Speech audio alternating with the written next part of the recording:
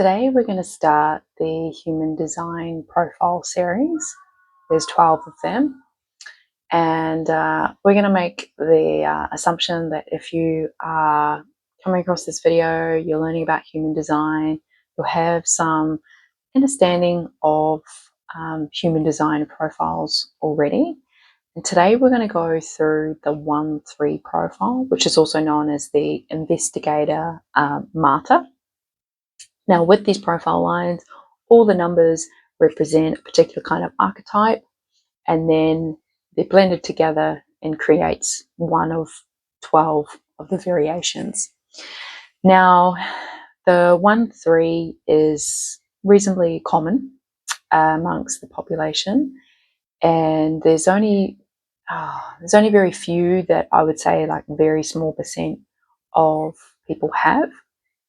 Now, this profile is considered personal, and the other type is transpersonal.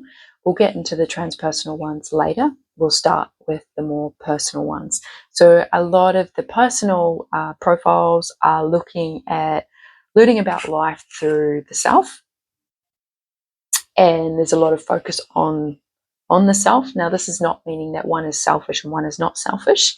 It's just how we would interpret the energy and the kind of combination that profile creates. Now, the one part of the profile, the investigator, is often a lot about needing foundation. So doing the research. You feel like you'll need to research, analyze, build certain foundations, get yourself in a really good knowledge form of something before you then want to come out in the world and engage and share and show and teach. Now, the great thing about those with the 1 and their profile is that you usually come across as being reasonably trustworthy. Now, I say reasonably being trustworthy when you're a 1-3 because we're going to get into the 3 aspects soon. Now, so you may find that people will, will come to you when they're requiring some stability around something or of something that you have knowledge of. They're probably not going to come to you if it's not something in your skill set and something that you are not good at or not interested in. It's not something that you really engage with. They're probably not going to gravitate towards you. But if it is something that they know that you have a knowledge of, then they'll come towards you and they'll often seek some kind of knowledge or guidance from you.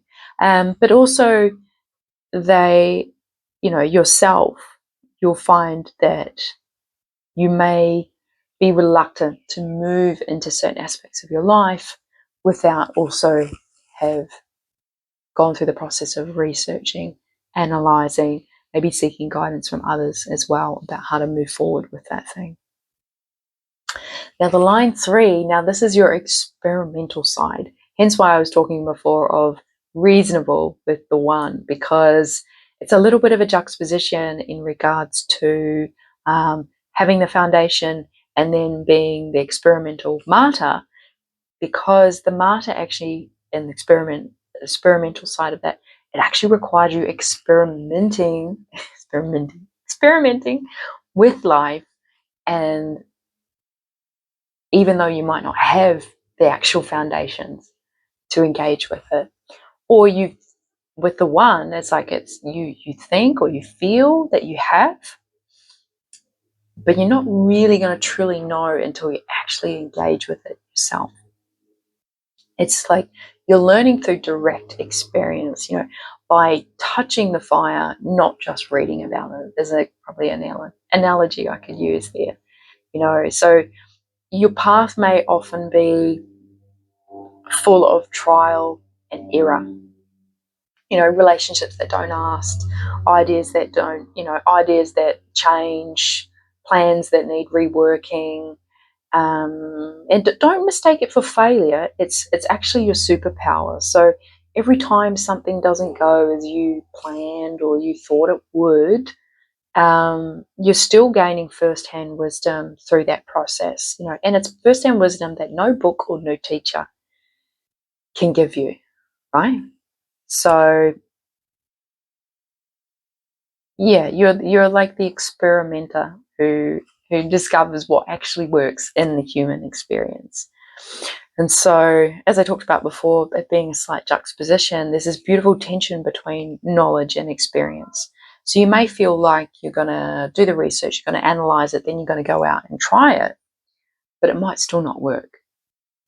And that doesn't mean it's a failure. You've done the research, the analyzing, and now you're getting the next level of wisdom by actually engaging with it and experimenting with it. And it's like, oh, it's another level of wisdom that you are going to obtain and be able to share with the world, with the community around you.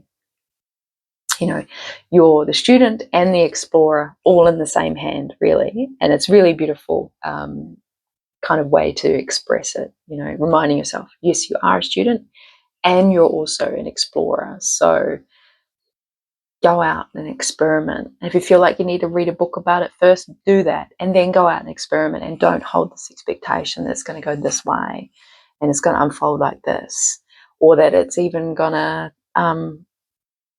go on to step 2. It might not. Then you've got to read a book about something else and then try that. So yeah, your design is not about perfection. It's very much about the process. You know, your gift is authenticity. It's like when you share what you've learned, you've got real stories behind it. It's not like you've just read it in a book and you were mentored by this person. Like, you read it in a book, you were probably mentored by someone, and then you went out and you did the thing. And boy, was that a journey.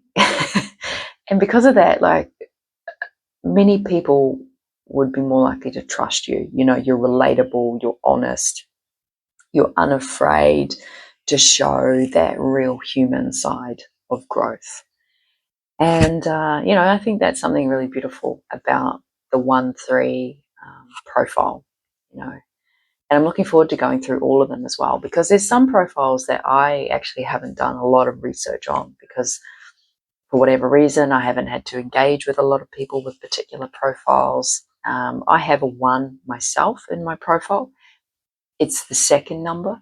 So it's, you know, depending on the order of the number, it can make quite a difference. Hence why there's 12 somewhat unique profiles.